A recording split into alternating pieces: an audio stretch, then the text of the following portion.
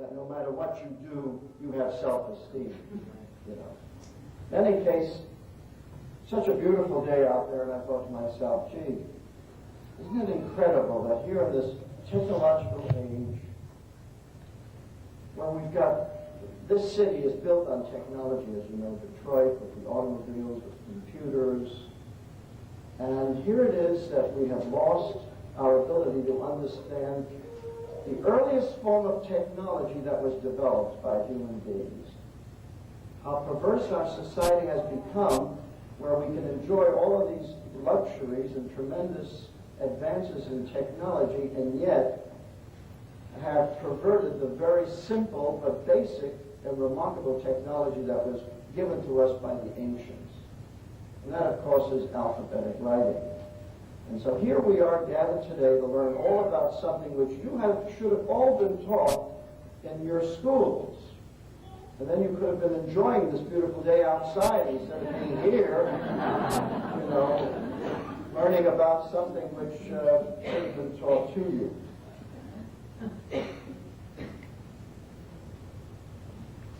Technology is a fascinating subject.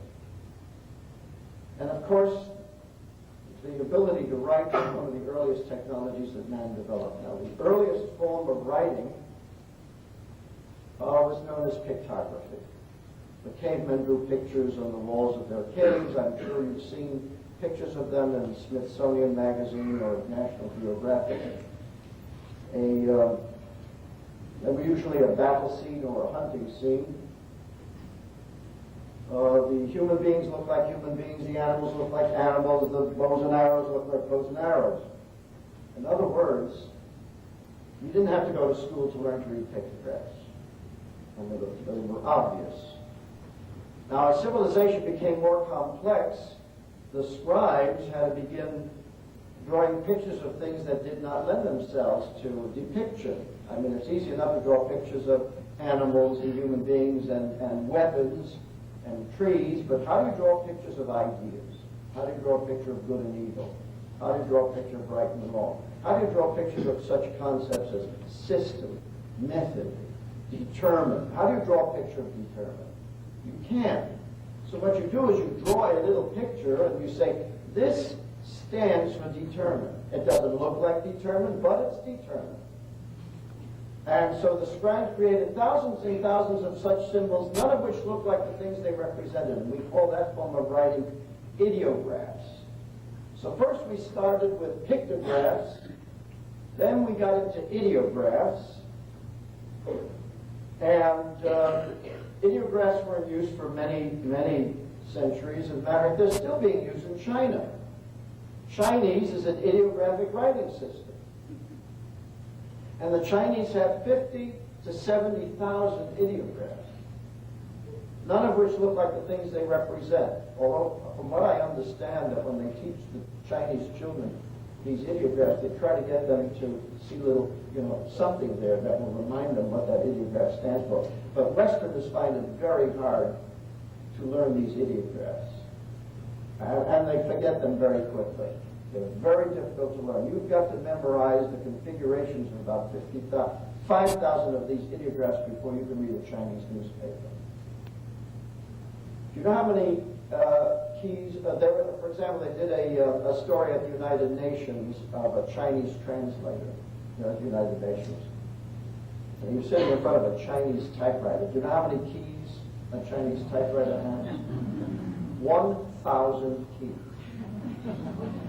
1,000 keys. That's ideographic writing. And of course, that's the way human beings wrote until sometime around, I guess, about 2000 BC. Somebody made a remarkable discovery. Somebody living in the area of what you call today northern Israel or southern Lebanon, Phoenicia. That's what they say. We really don't know for sure, but somebody made a remarkable discovery. Somebody discovered that all of human speech, everything we say, is composed of a small number of irreducible speech sounds.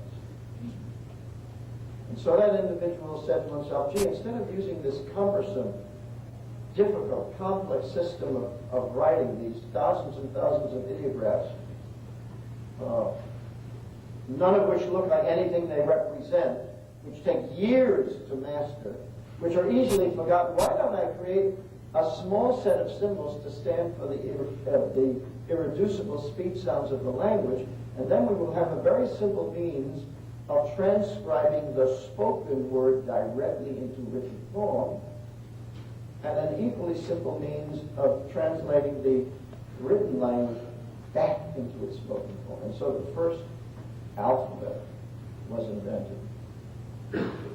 Now, that's what the alphabet is. The alphabet, and this is true of all alphabets, the alphabet is a set of graphic symbols that stand for the irreducible speech sounds of the language. Well, this was the greatest technological advance in human history. It's probably the single greatest invention of the mind. To be able to have figured out that all of human language is composed of a small number of speech sounds, and to have been able to isolate each speech sound and then create a symbol to stand for each speech sound. That was a remarkable invention, and of course, like all great inventions, like the computer, it swept away the old, and it swept away ideographs and hieroglyphics from the Western world. Now, why it didn't reach the Orient, I don't know. The historians don't say too much about that. But it never got to the Far East, and so they continued to use ideographs, much to their detriment, because then the West began to advance. Because obviously, reading became much easier to achieve literacy. All you had to do is memorize a few sounds of a few letters, and you could read anything. Well, in any case, as soon as the alphabet was invented, it swept away ideographs, hieroglyphics. It made literacy easy to achieve, and the Hebrews particularly had their scrolls, and their priests and the people could read the scripture. It also gave a tremendous impetus to the development of vocabulary. Now, why do we need new words? Because men are always having new ideas, so you need new words for new ideas. And so we have a tremendous explosion, a vocabulary explosion, because now it was so easy to invent new words and to put them down on paper. All you had to do was say it. If you could say it, then you could write it. That's not the case with ideographic writing. And take, for example, in this, it's now so easy to invent words that children invent words, as you know. And 6 months later, you read them in Time magazine. Take a word like nerd. I don't know who invented nerd. Where did that word come from? But you know, you can say it, you can spell it. But now, how do the Chinese deal with a word like nerd? Who's in charge of the squigglies? Now, I asked a Chinese person. I said, "Do you have an ideograph of nerd?"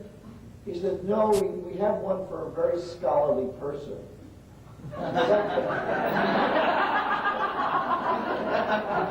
A bookish person. I said, "Well, that's not exactly a nerd." And the beauty of our language is that we have such shades of meaning. For example, the development of language is very closely tied to the ability to write it down. You see, the Chinese language is very stilted. They don't have any tenses, for example, because it's so difficult to write tenses. And every Chinese word is one single syllable. Isn't that remarkable? They don't have multisyllabic words. They only have single-syllable words. Wonton soup.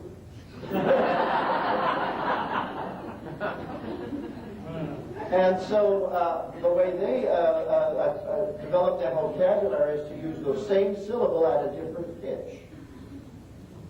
And you've got to be very careful how you speak Chinese, because you've got to use the right pitch, or else you mean something totally different.